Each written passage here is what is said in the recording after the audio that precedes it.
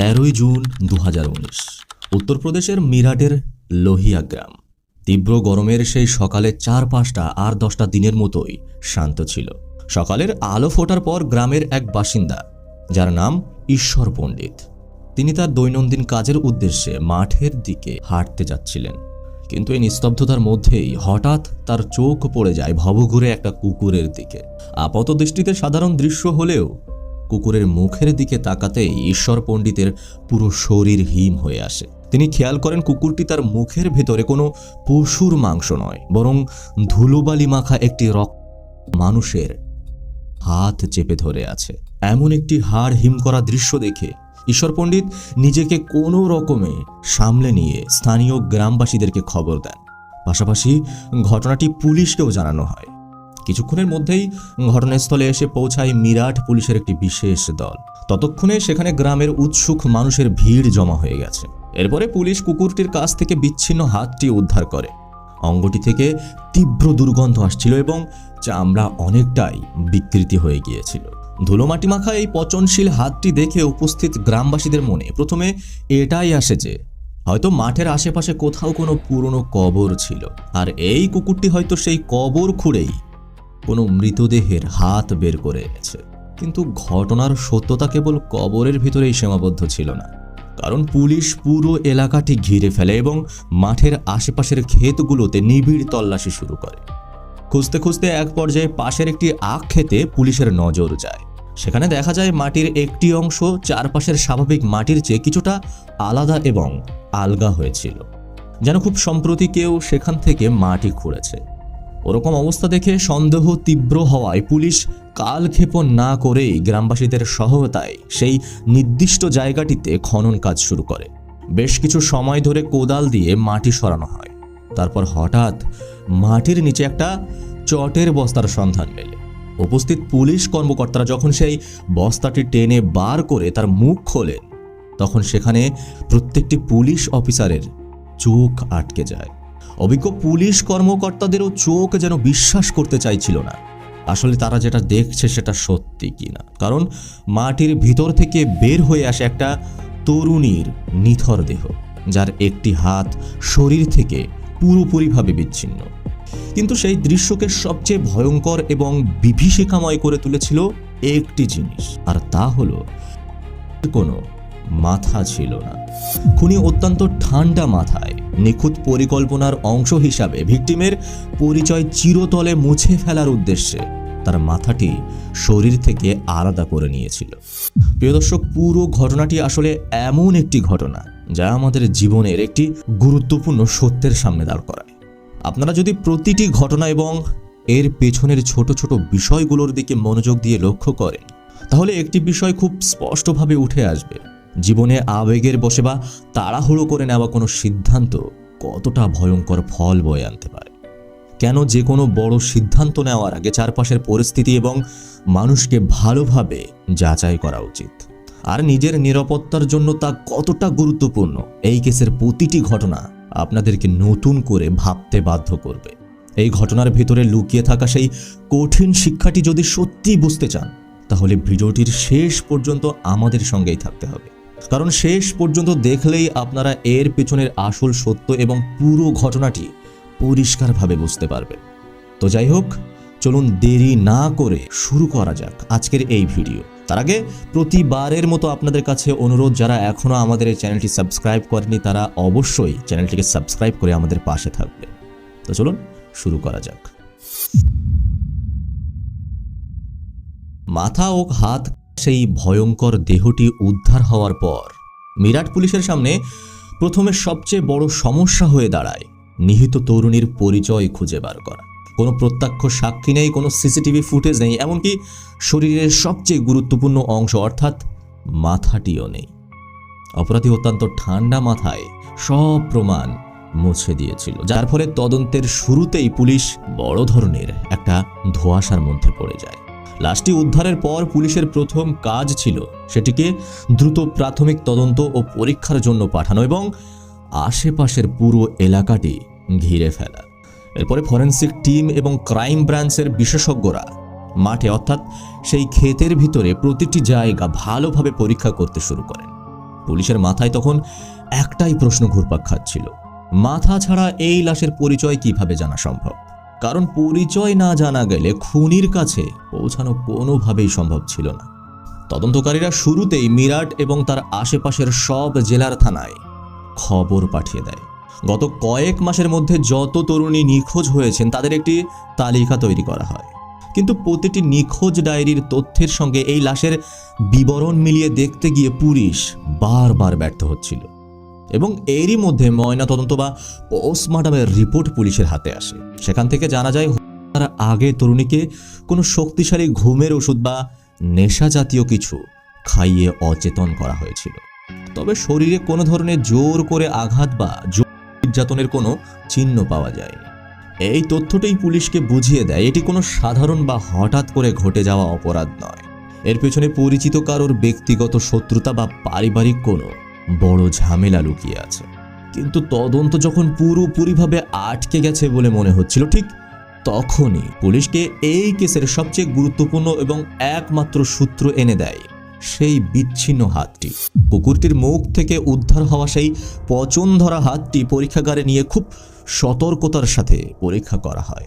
ধুলোবালি এবং শুকিয়ে যাওয়া রক্ত পরিষ্কার করার পর কবজির ঠিক উপরে ফরেনসিক কর্মকর্তাদের চোখ পড়ে একটি বিশেষ চিহ্ন। চামড়া অনেকটাই নষ্ট হয়ে গেলেও সেখানে স্পষ্টভাবে ট্যাটু দিয়ে লেখা ছিল একটি নাম। সেই নামটি হচ্ছে আমান। এই একটি মাত্র শব্দ পুরো তদন্তের দিক পরিবর্তন করে দেয়। যেখানে পুলিশ সম্পূর্ণ অন্ধকারের মধ্যে খোঁজাখুঁজি করছিল, সেখানেই এই অমন নামটি হয়ে উঠল তাদের একমাত্র ভরসা। পুলিশ বুঝতে পারে এই নামটির সঙ্গে হয়তো ভিকটিমের জীবনের গুরুত্বপূর্ণ কোনো ঘটনা বা সম্পর্ক জড়িয়ে আছে। আর এই নামের সূত্র ধরেই নিখোঁজ তরুণীর আসল পরিচয় এবং খুনি পর্যন্ত পৌঁছানোর দীর্ঘ এক কঠিন পথ চলা শুরু করে মিরাট পুলিশ। কবজিতে খোদাই করা অমন নামটি খুঁজে পাওয়ার পর মিরাট পুলিশ নতুন করে উৎসাহ নিয়ে তদন্ত শুরু করে। তদন্তকারীদের প্রাথমিক ধারণা ছিল যেহেতু ভিকটিমকে লোহিয়া গ্রামের একটি আখ্যাত থেকে উদ্ধার করা হয়েছে, তাই অমন নামের এই যুবকটিও হয়তো এই গ্রাম বা আশেপাশের কোনো এলাকার বাসিন্দা হতে পারে। পুলিশের একাধিক দল লোহিয়া গ্রাম এবং তার আশেপাশের আরও 4 থেকে 5টি গ্রামে খোঁজ শুরু করে। স্থানীয় ভোটার তালিকা, পঞ্চায়েতের নথিপত্র এবং এলাকার যুবকদের তথ্য খতিয়ে দেখা হয়। গ্রামের বয়স্ক মানুষদের থেকে শুরু করে তরুণদের কাছে জিজ্ঞাসাবাদ করা হয়। তাদের কাছে জানতে চাওয়া হয় এই এলাকায় অমন নামে কোনো ছেলে আছে কিনা যার সঙ্গে কোনো বাইরের মেয়ের সম্পর্ক ছিল। কিন্তু টানা বেশ কিছুদিন ধরে বিস্তারিত খোঁজ খবর চালানোর পরেও পুলিশ একটি অদ্ভুত সমস্যার মুখে পড়ে। পুরো লোহিয়া গ্রামে অমন নামে এমন কোনো যুবকের খোঁজই পাওয়া গেল না যার সঙ্গে এই ঘটনার কোনো সম্পর্ক থাকতে পারে। যদিও এই নামের 2-1জনকে পাওয়া গিয়েছিল, কিন্তু তাদের সঙ্গে এই ঘটনার কোনো সংযোগ ছিল না। ফলে তাদের বিরুদ্ধেও কোনো সন্দেহের কারণ পাওয়া যায়। এর ফলে তদন্ত আরও থেমে যাওয়ার অবস্থায় চলে আসে। লোহিয়া গ্রামের মাঠে পাওয়া সেই পরিচয়হীন তরুণীর দেহ তখনও পুলিশের মর্গে রাখা ছিল। নিয়ম অনুযায়ী একটি নির্দিষ্ট সময় পর্যন্ত অপেক্ষা করার পরও যখন কোনো দাবিদার পাওয়া গেল না, তখন পুলিশ নিজ দায়িত্বে ধর্মীয় নিয়ম মেনে তরুণীর শেষকৃত্য সম্পন্ন করে। তবে শেষকৃত্যের আগে পুলিশ খুব বুদ্ধিমত্তার সাথে ভিকটিমের ডিএনএর নমুনা সংগ্রহ করে রাখে, যাতে ভবিষ্যতে কোনো সূত্র পাওয়া গেলে সেগুলোর মাধ্যমে পরিচয় নিশ্চিত করা সম্ভব হয়। একই সঙ্গে অমন নাম লেখা সেই হাতটিও আলাদাভাবে সংরক্ষণ করা হয়, কারণ সেটিই ছিল পুরো রহস্যের একমাত্র গুরুত্বপূর্ণ সূত্র।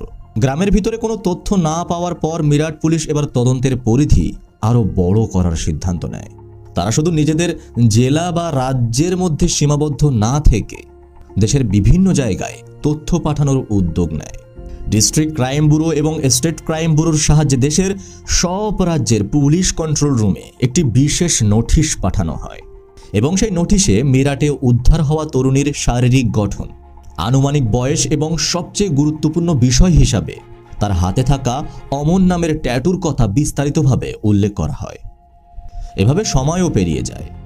ঘটনার প্রায় 1 বছর কেটে যায়। 2019 সালের জুন মাসের সেই ঘটনা গড়িয়ে যাওয়ার পর তখন 2020 সালে এসে পৌঁছেছে। ঠিক সেই সময়ই মিরাট পুলিশের কাছে পাঞ্জাবের লুধিয়ানা জেলা থেকে একটি গুরুত্বপূর্ণ বার্তা আসে। লুধিয়ানার মতিনগর থানার পুলিশ জানায়, প্রায় 1 বছর আগে তাদের এলাকায় 23 বছর বয়সী এক তরুণীর নিখোঁজ হওয়ার ডায়েরি করা হয়েছিল। সেই তরুণীর নাম ছিল একতা দেশওয়াল। নিখোঁজ ডায়েরিতে থাকা এই তথ্য এবং সময়ের সঙ্গে মিরাটে পাওয়া লাশের অনেক মিল খুঁজে পাওয়া যায়। তবে সবচেয়ে বড় চমক আসে এর পরে। লুধিয়ানা পুলিশ জানায়, নিখোঁজ হওয়ার আগে একতা দেশওয়াল অমন নামে এক যুবকের সঙ্গে প্রেমের সম্পর্কে জড়িয়েছিলেন। আর এই একটি তথ্যই মিরাট পুলিশের দীর্ঘ 1 বছরের ধোঁয়াশা অনেকটাই দূর করে দেয়। তদন্তকারী দল সময় নষ্ট না করে দ্রুত পাঞ্জাবের লুধিয়ানায় পৌঁছে যায় এবং সেখানে পৌঁছে গিয়ে তারা একতা দেশওয়ালের অসহায় মা বাবার সঙ্গে যোগাযোগ শুরু করে। অবশ্য পরে তাদেরকে থানায়ও ডেকে আনা হয়। মিরাটে পাওয়া সেই ভয়ঙ্কর ঘটনার পুরো বিবরণ তাদের সামনে তুলে ধরা হয়। পাশাপাশি কাটা হাতের উপরে থাকা অমন নামের যে একটা ট্যাটু ছিল, সেই ছবিটাও তাদেরকে দেখানো হয়। মেয়ের হাতের সেই ট্যাটুর কথা শুনেই একতার বাবা মা কান্নায় ভেঙে পড়ে। তারা জানান এটি তাদের মেয়ে একতার হাত হওয়ার সম্ভাবনাই সবচেয়ে বেশি। তবে শুধু ধারণার উপরে নির্ভর না করে পুলিশ বৈজ্ঞানিক প্রমাণ সংগ্রহের সিদ্ধান্ত নেয়। এজন্য একতার বাবা মার ডিএনএর নমুনা সংগ্রহ করা হয়। এরপরে সেই নমুনা এবং মিরাটে 1 বছর ধরে অত্যন্ত যত্নের সঙ্গে সংরক্ষণ করে রাখা লাশের ডিএনএও পরীক্ষার জন্য ল্যাবরেটরিতে পাঠানো হয়। কয়েকদিন পর ফরেনসিক ল্যাবের চূড়ান্ত রিপোর্টও পুলিশের হাতে এসে পৌঁছায় এবং সেই রিপোর্ট শতভাগ নিশ্চিত করে দেয় যে মিরাটের আখ্যাত থেকে উদ্ধার হওয়া মাথাবিহীন সেই হতভাগ্য তরুণী আর কেউ নন, তিনি লুধিয়ানা থেকে নিখোঁজ হওয়া একতা দেশওয়াল। আর এর মাধ্যমেই এই কেসের প্রথম এবং সবচেয়ে কঠিন ধাঁধার সমাধান হয়। পুলিশ অবশেষে ভিকটিমের পরিচয় জানতে সক্ষম হয়, কিন্তু আসল রহস্য তখনও রয়ে গিয়েছিল। কারণ খুনি তখনও পুলিশের নাগালের বাইরে এবং সবার চোখের আড়ালে লুকিয়েছিল। একতা দেশওয়ালের পরিচয় নিশ্চিত হওয়ার পর মিরাট পুলিশের সামনে এবার সবচেয়ে বড় কাজ হয়ে দাঁড়ায় অমন নামের ওই রহস্যময় যুবককে খুঁজে বার করা। কারণ একতার পরিচয় জানা গেলেও যাকে খুনি হিসাবে ভাবা হচ্ছে, অর্থাৎ আমানকে, তখনও সে পুলিশের হাতে ধরা পড়েনি। এরপরে পুলিশ নতুন করে আবার তদন্ত শুরু করে। যেহেতু লোহিয়া গ্রামে আগে অমন নামে কাউকে খুঁজে পাওয়া যায়নি, তাই পুলিশ এবার একতার পরিবারের কাছ থেকে পাওয়া তথ্যের উপরে ভিত্তি করে তদন্তে এগিয়ে নিয়ে যেতে থাকে। একতার মা পুলিশকে জানান, অমন নামের ওই যুবক লুধিয়ানায় তন্ত্রমন্ত্র, তাবিজ এবং বিভিন্ন ধরনের আংটি বিক্রি করতেন। এছাড়াও একতার পরিবারের কাছ থেকে পুলিশ সেই যুবকের একটি ছবিও সংগ্রহ করতে সক্ষম হয়। ছবিটি এবং তার কাজের তথ্য পাওয়ার পর মিরাট পুলিশের একটি বিশেষ দল খুব গোপনে আবারও লোহিয়া গ্রামে ফিরে আসে। তবে এবার তারা শুধু অমন নাম ধরে খোঁজ না করে একতার পরিবারের দেওয়া সেই ছবিটি গ্রামের কিছু বিশ্বস্ত মানুষকে দেখাতে শুরু করে এবং এই দেখানোর পরে তদন্তের এক পর্যায়ে পুলিশ একটি অবাক করার মতো তথ্য জানতে পারে। গ্রামের কয়েকজন বাসিন্দা ছবিটির দিকে তাকিয়ে সঙ্গে সঙ্গে জানান যে তারা এই যুবককে খুব ভালো করেই চেনে। তবে তাদের দেওয়া তথ্য ছিল সম্পূর্ণ ভিন্ন। তারা বলেন এই যুবকের নাম আসলে অমন নয়, বরং তার নাম আসলে সাকিব আহমেদ, আর সে এই লোহিয়া গ্রামেরই বাসিন্দা। এই একটি তথ্যই যেন পুরো মামলার দিকটাই পাল্টে দেয়। আপনারা হয়তো ভাবছেন, এতক্ষণ ধরে অমন নাম শুনতে শুনতে হঠাৎ এই সাকিব আহমেদ নামটা আবার কোথা থেকে চলে এলো? আসলে এই আমানকে আর এই সাকিবিবাকে? আপনাদের মনে আসা এই সব প্রশ্নের উত্তর অবশ্যই জানতে পারবেন। শুধু ধৈর্য ধরে ভিডিওটি শেষ পর্যন্ত দেখতে থাকুন, তাহলে পুরো বিষয়টি আপনাদের কাছে একেবারে পুরোপুরিভাবে পরিষ্কার হয়ে যাবে।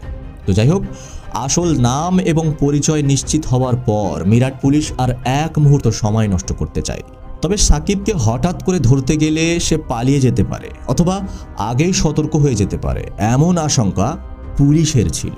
তাই পুলিশ খুব পরিকল্পনা করে এবং গোপনে পরবর্তী পদক্ষেপ নেয়। সাকিবের বাড়ি এবং তার চলাফেরার উপরে সারাক্ষণ কড়া নজর রাখা হয়। পুলিশ নিশ্চিত হতে চেয়েছিল যে সাকিব সেই সময় গ্রামে আছে নাকি নেই। অবশেষে সাকিবের অবস্থান নিশ্চিত হওয়ার পর মিরাট পুলিশের একটি বড় দল লোহিয়া গ্রামে পৌঁছে যায়। তারা কোনো ধরনের হইচই না করে খুব গোপনে সাকিবের বাড়িটি চারিদিক থেকে ঘিরে ফেলে। পুলিশের এই হঠাৎ অভিযানে সাকিব আহমেদ সম্পূর্ণ হতভম্ব হয়ে পড়ে। তার পালিয়ে যাওয়ার কিংবা কোনো ধরনের বাধা দেওয়ার সব সুযোগ তখন বন্ধ হয়ে গিয়েছিল। এরপরে পুলিশের দল সাকিবকে অর্থাৎ সেই আমানকে তার বাড়ি থেকে সরাসরি পুলিশের হেফাজতে নেয়। গ্রামের সাধারণ মানুষের সামনেই তাকে গ্রেপ্তার করা হয়। এরপরে কঠোর নিরাপত্তার মধ্যে তাকে গাড়িতে তুলে মিরাটের স্থানীয় থানায় নিয়ে যাওয়া হয়। থানার লকআপে আনার পর সাকিবের আসল চেহারা এবং একতার সঙ্গে ঘটে যাওয়া সেই ভয়ঙ্কর রাতের রহস্য জানার জন্য পুলিশ তাকে কঠোরভাবে জিজ্ঞাসাবাদ করার প্রস্তুতি নিতে শুরু করে। আসলে কে এই আমান আর কে এই সাকিব? এই রহস্যের শেষ কোথায় তা জানতে হলে আমাদের একটু অতীতে ফিরে যেতে হবে। আজ থেকে প্রায় কয়েক বছর আগের লুধিয়ানায় শহরে, সেখানে মতিনগরে বাবা মায়ের সঙ্গে থাকতেন 23 বছর বয়সী এক সাধারণ তরুণী, যার নাম ছিল একতা দেসওয়াল। একতা পড়াশোনায়ও বেশ ভালো ছিল এবং গ্রাজুয়েশনও সম্পন্ন করেছিলেন। তিনি ছিলেন স্বাধীনভাবে চিন্তা করা এবং আধুনিক মানসিকতার একজন মেয়ে। নিজের খরচ নিজে চালানোর জন্য একটা পড়াশোনার পাশাপাশি একটি পার্ট টাইম কাজও করতেন। কাজের কারণেই প্রতিদিন তাকে লুধিয়ানা থেকে শহরের বিভিন্ন জায়গায় যাতায়াত করতে হতো। আর এই যাতায়াতের সময়েই একতার জীবনে আসে সাকিব আহমেদ। সাকিব লুধিয়ানার বিভিন্ন রাস্তায় ঘুরে ঘুরে তাবিজ, আংটি, তন্ত্রমন্ত্র সংক্রান্ত বিভিন্ন জিনিস বিক্রি করত। সে খুব বেশি লেখাপড়াও করেনি। স্কুল জীবনেই তার পড়াশোনা পুরোপুরিভাবে বন্ধ হয়ে গিয়েছিল। কোনো ভালো বা স্থায়ী কাজ তার ছিল না। কিন্তু ওই সাকিব যখন একতাকে দেখে, তখন সে খুব পরিকল্পনা করে একতার সঙ্গে পরিচিত হওয়ার চেষ্টা করে। নিজের আসল ধর্ম এবং পরিচয় লুকানোর জন্য সাকিব নিজের নাম বলে আমান। সে একতার সামনে নিজেকে একজন হিন্দু যুবক হিসাবেই পরিচয় দেয়। এমনকি একতার বিশ্বাস অর্জন করার জন্য সে নিজের হাতে নিয়মিত লাল সুতোও বেঁধে রাখত। সাকিবের মিষ্টি কথাবার্তা এবং মিথ্যা পরিচয়ের ফাঁদে একতা খুব সহজেই পা দিয়ে ফেলে। এরপরে ধীরে ধীরে তাদের মধ্যে যোগাযোগ বাড়তে থাকে। একসময় একতা সাকিবকে অর্থাৎ তার পরিচিত আমানকে মন থেকেই ভালোবেসে ফেলেন। সম্পর্ক আরও গভীর হওয়ার পর একদিন আমানকে নিজের পরিবারের সঙ্গে পরিচয় করিয়ে দেওয়ার সিদ্ধান্ত নেন এবং তিনি অমনকে নিজের বাড়িতে নিয়ে আসেন এবং তার মায়ের সঙ্গে পরিচয় করিয়ে দেন। কিন্তু একতার মা প্রথম দেখাতেই এই সম্পর্কটা কোনোভাবেই মেনে নিতে পারেননি, কারণ তাদের দুজনের মধ্যে শিক্ষা এবং জীবনযাত্রার অনেক বড় পার্থক্য ছিল। একদিকে গ্রাজুয়েশন সম্পন্ন করা একতা, অন্যদিকে স্কুল ছেড়ে দেওয়া এক যুবক যে রাস্তায় রাস্তায় তাবিজ বিক্রি করত। এছাড়াও আমানের আচরণ এবং তার কথাবার্তা একতার পরিবারের কাছে সন্দেহজনক বলে মনে হয়েছিল। একতার বাবা মা তাকে স্পষ্টভাবে জানিয়ে দেন যে এই আমানের সঙ্গে তারা কোনো অবস্থাতেই একতার বিয়ে দেবেন না এবং তারা একতাকে এই সম্পর্ক থেকে পুরোপুরি বেরিয়ে আসার জন্য কঠোরভাবে নির্দেশ দেন। কিন্তু তখন একতা আমানের প্রেমে এতটাই ডুবে গিয়েছিল যে তিনি নিজের মা বাবার কোনো কথাই শুনতে প্রস্তুত ছিলেন না। একতা কোনোভাবেই আমানকে ছাড়া নিজের জীবন কল্পনা করতে পারছিলেন না। তার পরিবার এই বিয়েতে কখনোই রাজি হবে না। এই কথা শোনার পর সাকিব খুব চতুরতার সঙ্গে একতাকে বুঝিয়ে বাড়ি থেকে পালিয়ে আসার জন্য চাপ দিতে শুরু করে। সে একতাকে বোঝায় তারা যদি একবার পালিয়ে গিয়ে বিয়ে করে নেয় তাহলে পরে পরিবারের লোকজন বাধ্য হয়ে সেই সম্পর্ক মেনে নেবে। আর সেই সাকিবের সাজানো প্রেমের ফাঁদে পড়ে এক ভয়াবহ সিদ্ধান্ত নিয়ে ফেলে। 2019 সালের জুন মাসে সুযোগ বুঝে একতা নিজের মা বাবার সারা জীবনের সঞ্চয়ে হাত দিয়ে দেন। তিনি খুব গোপনে নিজের বাড়ি থেকে সোনার গহনা এবং নগদ 3 লক্ষ টাকা নিয়ে বের হয়ে আসেন।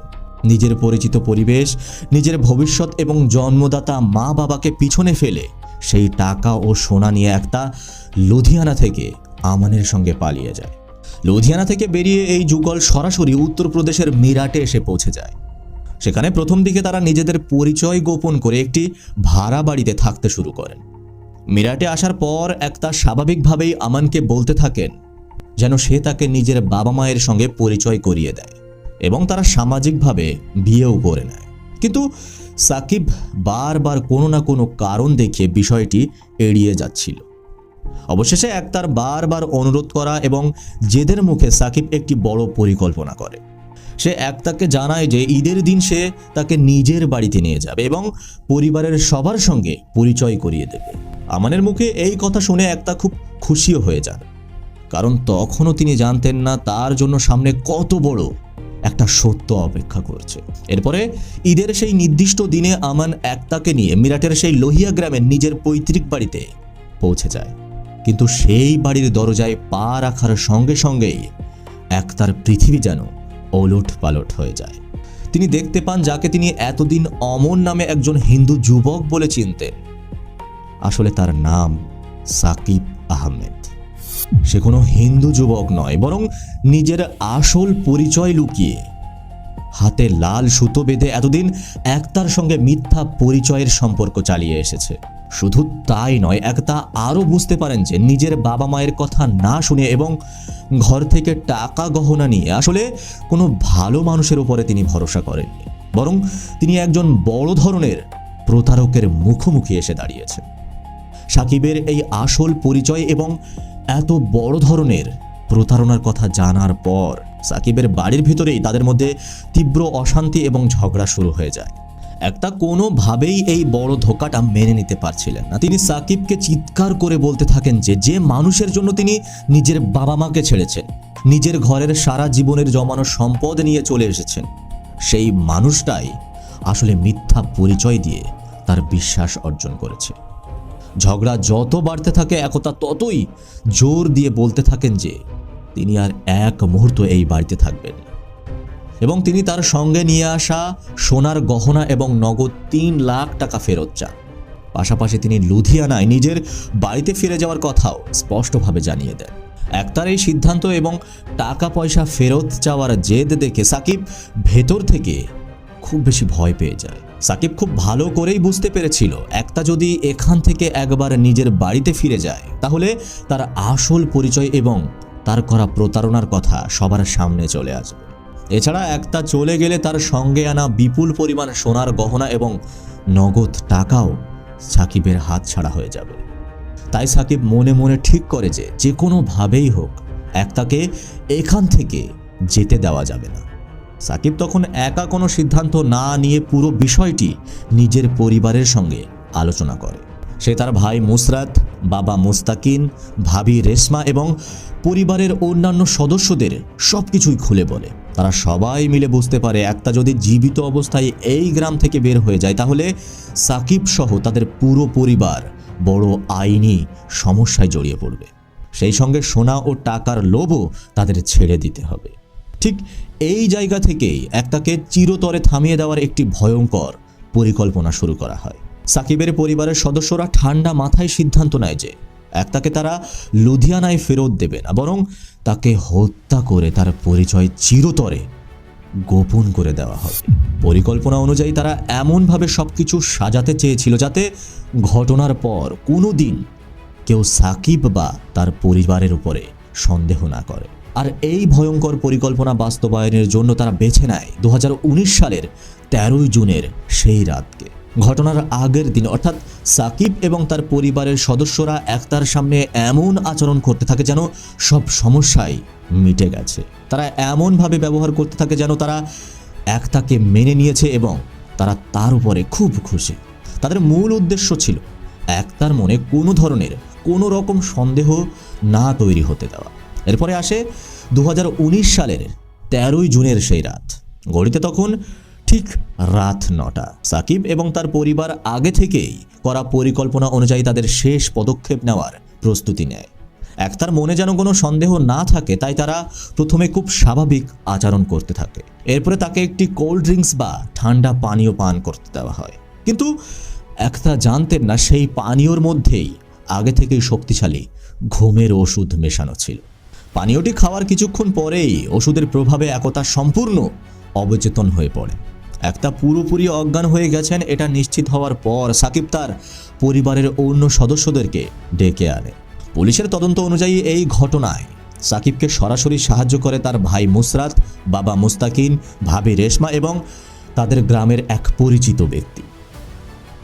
এরপর অবচেতন একতাকে তারা খুব গোপনে বাড়ি থেকে বের করে লোহিয়া গ্রামের একটি নির্জন আখ ক্ষেতের দিকে নিয়ে যায়। পরে পুলিশের কাছে দেওয়া জবানবন্দি অনুযায়ী একতার পরিচয় গোপন করার উদ্দেশ্যে তারা পদক্ষেপ নেয়। এরপরে সাকিব এবং তার সহযোগীরা মিলে একতার জীবন শেষ করে দেয়। কিন্তু ঘটনাটি সেখানেই শেষ হয়। তারা বুঝতে পেরেছিল একতার পরিচয় প্রকাশ পেয়ে গেলে তাদের জন্য বড় ধরনের বিপদ তৈরি হতে পারে। সেই কারণেই তারা এমন কিছু কাজ করে যাতে ভিকটিমের পরিচয় শনাক্ত করা কঠিন হয়ে যায়। তাদের উদ্দেশ্য ছিল ভবিষ্যতে কোনো ধরনের কোনো সূত্র ধরে যেন তদন্তকারীরা তাদের কাছে পৌঁছাতে না পারে। এরপরে সাকিব এবং তার পরিবারের সদস্যরা আক্ষেতের ভেতরে একটি গর্ত খুঁড়ে তার দেহটি মাটিতে লুকিয়ে রাখে। সবকিছু শেষ করার পর তারা ঘটনার সঙ্গে জড়িয়ে থাকা বিভিন্ন প্রমাণও সরিয়ে ফেলে। তাদের বিশ্বাস ছিল এভাবে সবকিছু গোপন করে ফেলতে পারলে কোনোদিনই সত্য প্রকাশ পাবে না। তারা ভেবেছিল এই হত্যাকাণ্ডের রহস্য চিরদিনের জন্য অন্ধকারের ভিতরেই চাপা পড়ে থাকবে। কিন্তু বাস্তবে ঘটনা তাদের পরিকল্পনা অনুযায়ী এগিয়ে যায়নি, কারণ এমন কিছু সূত্র তাদের সামনে আসে যা ধীরে ধীরে পুরো ঘটনার রহস্য উন্মোচনের পথ তৈরি করে দেয়। প্রিয় দর্শক, এই পুরো ঘটনা থেকে আমরা কিছু শিখতে পারি আর না পারি, একটা বিষয় খুব পরিষ্কারভাবেই বুঝতে পারি, যেসব সম্পর্কের শুরু মিথ্যা এবং প্রতারণা দিয়ে হয় সেখানে প্রকৃত ভালোবাসা বা বিশ্বাস টিকে থাকা খুবই কঠিন। আর যে কোনো ভুল সিদ্ধান্ত বা অন্যায়ের ফল শেষ পর্যন্ত সাধারণত ভালোই হয় না। আমরা যদি ঘটনার শুরুটা অর্থাৎ তার ভালোবাসার দিক থেকে দেখি, তাহলে মনে হতে পারে তিনি তার ভালোবাসার মানুষের কাছে চলে গিয়েছিলেন। কিন্তু যদি বিষয়টিকে একটু বাস্তবভাবে এবং সঠিক ভুলের দিক দিয়ে দেখি, তাহলে একটি ভিন্ন চিত্র সবার সামনে আসে। একজন মেয়ে নিজের বাবা মায়ের সারা জীবনের কষ্টে জমানো সোনার গহনা এবং নগদ টাকা নিয়ে বাড়ি থেকে চলে গিয়েছিলেন। নিশ্চয়ই এটি একটি বড় ভুল সিদ্ধান্ত ছিল। এই সোনার গহনা এবং টাকাগুলো তার বাবা মা দীর্ঘদিন কষ্ট করে জমিয়েছিলেন, কিন্তু একটা আবেগের বশে সেই বিষয়গুলো না ভেবেই সব কিছু নিয়ে ঘর ছেড়ে পালিয়ে যায়। কিন্তু শেষ পর্যন্ত কি ঘটেছিল? এই ভুল সিদ্ধান্তের ফল কখনোই ভালো হয়নি। শেষ পর্যন্ত তাকে নিজের জীবন দিয়েই সবচেয়ে বড় মূল্য দিতে হয়েছিল। এই ঘটনা আমাদের মনে করিয়ে দেয় যে কোনো কিছুর শুরুর দিক মিথ্যা, প্রতারণা বা ভুল সিদ্ধান্ত দিয়ে হয়, তাহলে তার পরিণতি অনেক সময় ভয়াবহ হতে পারে। আজকের দিনে আমরা আমাদের চারপাশে অসংখ্য মানুষের সঙ্গে পরিচিত হই, কিন্তু সত্যি বলতে অনেক সময় একটি পরিচিত মুখের আড়ালেও অনেক অজানা সত্য লুকিয়ে থাকতে পারে। আমরা বাইরে থেকে একজন মানুষকে যেমন দেখি, বাস্তবে তিনি সবসময় ঠিক তেমনটাও না হতে পারে। তাই কারোর সম্পর্কে ভালোভাবে না জেনে শুধু আবেগের কারণে তাকে অন্ধের মতো বিশ্বাস করা কোনোভাবেই উচিত নয়। কাউকে জীবনের গুরুত্বপূর্ণ জায়গা দেওয়ার আগে তার চরিত্র, আচরণ এবং বাস্তব পরিচয় সম্পর্কে যতটা সম্ভব নিশ্চিত হওয়া প্রয়োজন। প্রথমে মানুষটিকে ভালোভাবে চিনুন, বুঝুন, তারপরে যাচাই করুন, তারপরেই তাকে নিয়ে বড় কোনো সিদ্ধান্ত নিন। আর এখনও যারা এই পর্যন্ত ভিডিও দেখছেন অথচ চ্যানেলটিকে এখনও সাবস্ক্রাইব করেননি, তাদের কাছে আমার বিনীত অনুরোধ, তারা অবশ্যই চ্যানেলটিকে সাবস্ক্রাইব করে দেবেন। তো যাই হোক, আজকের ভিডিও এই পর্যন্ত। দেখা হবে পরের কোনো ভিডিওতে। সে পর্যন্ত সুস্থ থাকবেন, ভালো থাকবেন, সতর্ক থাকবেন এবং অন্যকে বিশ্বাস করার আগে তাকে ভালোভাবে যাচাই করে নেবেন।